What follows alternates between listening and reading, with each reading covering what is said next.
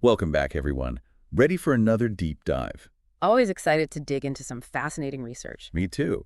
And today we're tackling something pretty fundamental, motivation. Oh, that's a big one. A real driving force in, well, pretty much everything we do. Exactly. But we're focusing on how it shapes our learning, how it impacts what we get out of any learning experience. Right, because we're not just after those surface level study hacks. We want to understand the deeper psychology at play. Absolutely. So we've got a great mix of sources for this deep dive. Academic papers, some recent research articles, even a snippet from a lecture. Sounds like a good mix. So, where do we even begin with something as complex as motivation? Well, like any good investigation, we start with a definition. What actually is motivation? Yeah, gotta lay that groundwork. And luckily, our sources offer some helpful perspectives. One common thread is this idea of motivation as, like, a driving force. It pushes us towards our goals. It's that energy that propels us forward. I remember Winardi, back in 2011, described motivation as the engine of our actions. You know, that thing that fuels our desire to learn, to achieve, to grow. I like that, the engine. But what exactly powers that engine? Is it all about those external rewards like getting a good grade or a promotion? Ah, that's where the whole intrinsic versus extrinsic motivation debate comes in. Right, because sometimes we're driven by something deeper, a genuine interest in the topic itself. Exactly. Think about those times you've been so absorbed in something that you completely lose track of time. Oh yeah, like when you get lost in a good book or spend hours working on a project just because you enjoy the process. That's intrinsic motivation in action. It's the joy and satisfaction that comes from the activity itself, not from any external reward. So, because like the learning AS, the reward. Precisely. Now, on the flip side, we have extrinsic motivation. This is when we're driven by those external factors. Yeah. Things like rewards, recognition, deadlines, even the fear of failing. Okay, so studying for a test just to get a good grade, even if you find the subject totally boring, that would be more extrinsic motivation. You got it. Now, it's important to remember that extrinsic motivation isn't inherently bad. It definitely has its place. Right, it can be a powerful tool, especially when we need that extra push to get started. Absolutely. But understanding the interplay between these two types of motivation is crucial for creating a truly effective learning environment. And that brings us to one of the most influential frameworks for understanding motivation, particularly in learning, self-determination theory. Yes, SDT. Ryan and DC, the pioneers of this theory, really hit on something important. They argue that our intrinsic motivation thrives when three fundamental psychological needs are met. Okay, let's break those down. What are these three needs? Well, the first one is autonomy. It's that sense of control over our learning, the feeling that we're making choices and directing our own path. So it's not about being forced into something, but rather feeling like you have a voice, a sense of ownership over the learning process. Exactly. Then there's relatedness, which is about feeling connected to others. Whether it's our fellow learners, teachers, mentors, having that sense of belonging can make a huge difference. Like we're all in this together, working towards a shared goal. That sense of community can be incredibly motivating. It really can. And finally, we have competence. This is about believing in our own ability to succeed, feeling capable and confident in our skills. So it's like fostering that I can do this attitude. Exactly. And when all three of these needs are met, autonomy, relatedness, and competence, our intrinsic motivation really starts to flourish. This framework is fascinating. It really shifts the focus from just external rewards and punishments to creating an environment that supports our deeper psychological needs as learners. Absolutely. And that's why SDT has had such a huge impact on educational research and practice. So with this foundation in place, let's dive into the evidence. How does all this motivation talk actually translate to real-world learning outcomes? Well, the research on intrinsic motivation is especially compelling. Study after study has shown that students who are intrinsically motivated tend to perform better. They achieve at higher levels. It's like that saying, where there's a will, there's a way. When we're genuinely interested and invested, we just naturally put in more effort. Exactly. There was a landmark study back in 2002 by Wigfield and Eccles. They found that intrinsically motivated students not only got better grades, but they also reported lower levels of anxiety. Oh, that's interesting. So it's not just about performance. It's about the overall well-being of the learner. Exactly. They also had a stronger sense of their own competence. So it seems like intrinsic motivation leads to a more positive and fulfilling learning experience all around. And this isn't just a one-off finding, right? No, not at all. This link between intrinsic motivation and positive learning outcomes has been confirmed in numerous other studies. For example, Wigfield and Wagger did some further research in 2005, and they found very similar results. So there's a pretty solid body of evidence supporting this idea that intrinsic motivation is a key ingredient for successful learning. Absolutely. And what's really fascinating is that these patterns hold true across different subjects, age groups, and even learning environments. So it's not just about finding the right subject or the perfect teacher. It's about cultivating that inner drive. Exactly. Now, this brings up a common question. What about extrinsic motivation? Is it always a bad thing? Right, because we can't always be intrinsically motivated by everything we need to learn. True. And SDT doesn't actually view extrinsic motivation as inherently negative. It's more like a spectrum. Okay, so it's not black and white. There are different shades of extrinsic motivation. Precisely. It ranges from, amotivation, which is basically a complete lack of motivation, to integrated regulation, where those external motivators actually become aligned with our internal values and goals. Oh, I see. So it's not just about whether the motivation comes from inside or outside, but also how it aligns with our sense of self. You got it. And this is particularly relevant when we look at adult education. Because adults often have a more complex set of motivations for learning, right? Exactly. Merriam and Bierma, they did a study in 2013 on adult education, and they highlighted how different types of extrinsic motivation can play out. Adults might be driven by career goals, a desire for personal growth, or even a sense of responsibility to their families. That makes sense. Their lives are often juggling so many different roles and responsibilities. Absolutely. So it's not always as straightforward as with younger learners. But one thing we do need to be mindful of is the potential downside of excessive extrinsic pressure. So too much emphasis on rewards or punishments can actually backfire. It can, yeah. When those external factors become the primary focus, they can actually undermine intrinsic motivation. It's like when the joy of learning gets overshadowed by the pressure to get a good grade or outperform everyone else, it can really suck the fun out of it. Exactly. And that can lead to negative behaviors like cheating or just a general disengagement with the learning process. So it sounds like it's all about finding that balance, acknowledging the role of extrinsic motivation, but really prioritizing the development of that intrinsic drive. I think that's a great takeaway.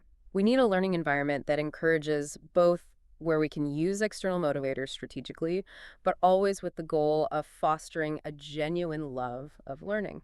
A love of learning. Now, that's a powerful concept. And speaking of the learning process, let's talk about those actions and strategies we use to learn things like note-taking, actively reading, seeking out additional resources. In the research world, we call these learning behaviors. Ah, yes, learning behaviors. And a crucial question is how motivation influences those behaviors. Because motivation doesn't exist in a vacuum. It impacts our choices and ultimately our learning outcomes. And the research actually backs this up. There was a study in 2017 by Token and Emma Colletta, and they found a direct and positive relationship between intrinsic motivation and students' learning behaviors. Meaning the more intrinsically motivated students are, the more likely they are to engage in those actions that really facilitate learning. So it's not just about feeling good, it's about taking action, putting in the effort. Exactly. And what's even more interesting is that both intrinsic motivation and those positive learning behaviors, they both had a direct impact on the student's overall achievements. So it's like a chain reaction.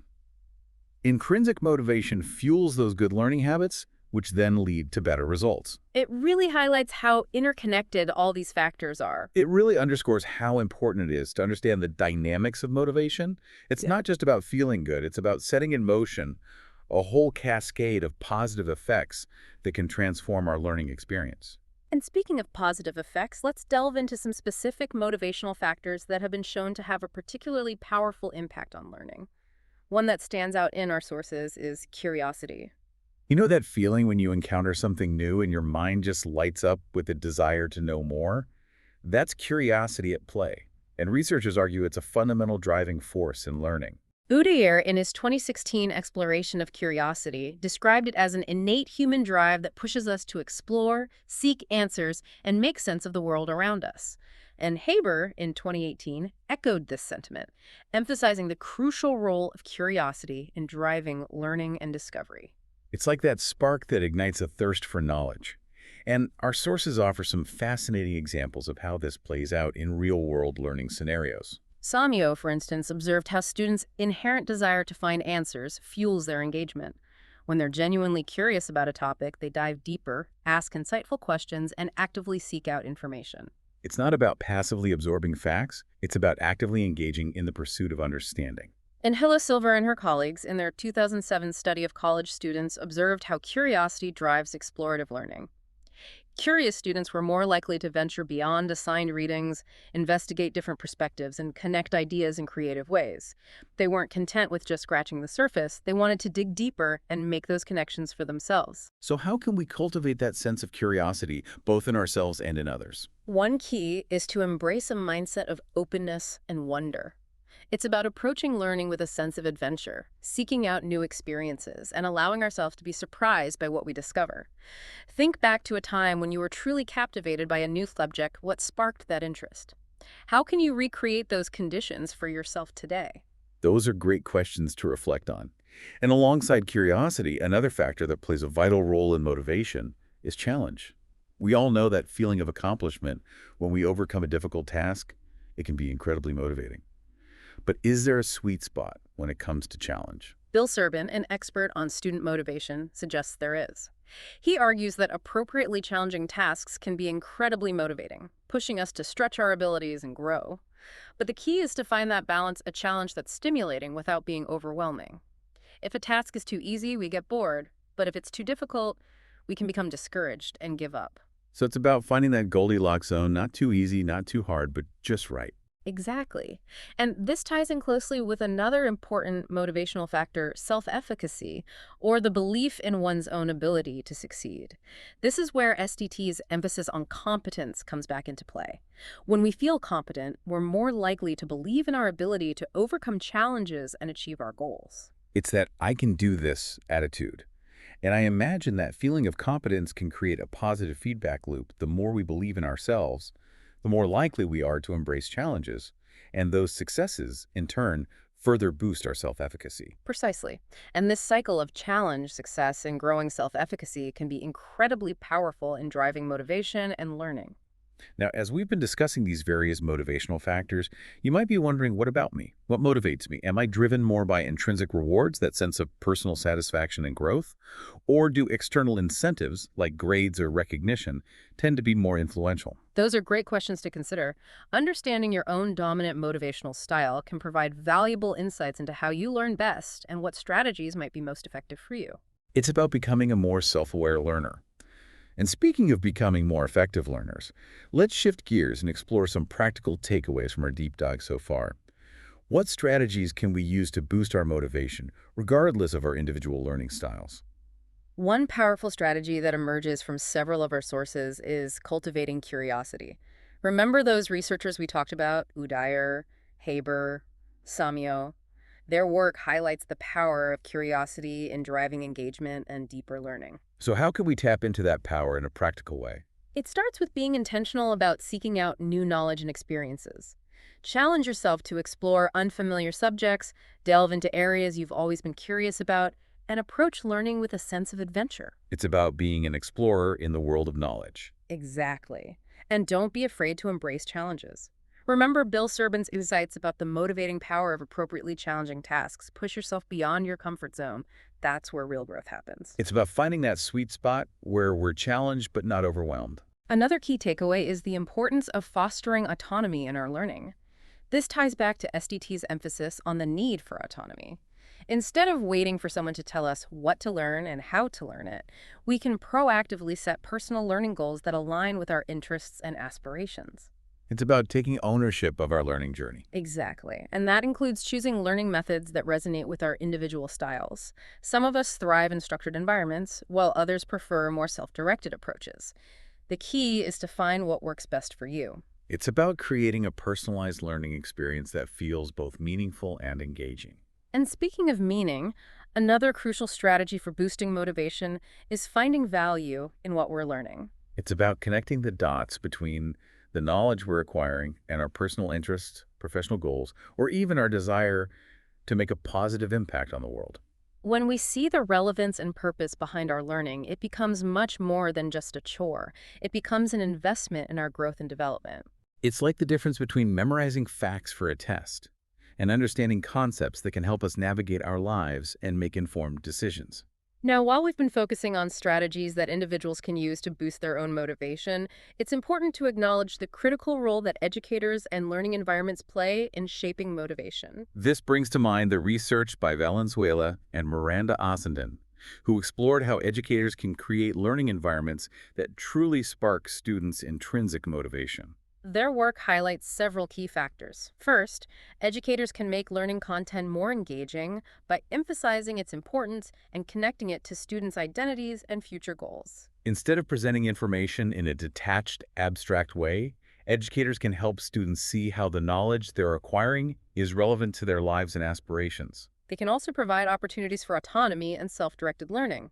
This could involve giving students choices in how they approach assignments, allowing them to pursue their own lines of inquiry, or even letting them design their own learning projects. It's about empowering students to become active agents in their learning process. And finally, creating a supportive and safe learning environment is essential. This means fostering a classroom culture where students feel comfortable taking risks, asking questions, and even making mistakes without fear of judgment. It's about creating a space where curiosity and a love of learning can flourish. It's about fostering a growth mindset where mistakes are seen as opportunities for learning and development. So as we wrap up this deep dive into the world of motivation and learning, I'm left with this thought. How can we each create learning environments that truly spark our intrinsic motivation, making learning a joyful and fulfilling experience? It's a question worth reflecting on, whether we're students, educators, or simply lifelong learners. What steps can we take to cultivate our curiosity, embrace challenges, and find meaning in the knowledge we seek? Our deep dive has revealed that understanding the dynamics of motivation can empower us to become more effective and engaged learners, no matter what we choose to study. It's about harnessing the power of motivation to unlock our full learning potential. Thanks for joining us on this journey. And remember, the quest for knowledge is an adventure best fueled by passion and a thirst for discovery. It really does come down to that environment, doesn't it? If we can create spaces, physical or mental, where curiosity thrives and challenges feel exciting, well, learning just becomes so much more engaging. It's almost like we're rewiring our brains to see learning as an opportunity rather than an obligation. Right. And when we embrace that shift, it's not just about how much we learn, but how much we actually enjoy the process. It's about tapping into that natural human instinct to explore, to make sense of the world around us. That's where true learning takes root. Absolutely. So as we wrap up our deep dive into the fascinating connection between motivation and learning, I want to leave our listeners with a bit of a challenge, a thought to ponder as they continue their own learning journeys. A challenge is a great way to end. I'm intrigued. Well, think about those key ingredients we've been discussing. Curiosity, challenge, that sense of ownership over your learning. How can you bring those elements into your own life? What steps can you take to make learning feel more like an adventure and less like a chore? Those are fantastic questions for anyone who wants to be a more effective learner. And ultimately, that's what this all comes down to. Exactly. Understanding motivation isn't just about acing a test or getting a promotion. It's about unlocking our full potential as lifelong learners. It's about embracing that joy of discovery and making learning a lifelong adventure. Couldn't said it better myself. Thanks for joining us on this exploration, everyone. We hope it's given you some food for thought and inspired you to approach your own learning journey with a fresh perspective. Happy learning, everyone!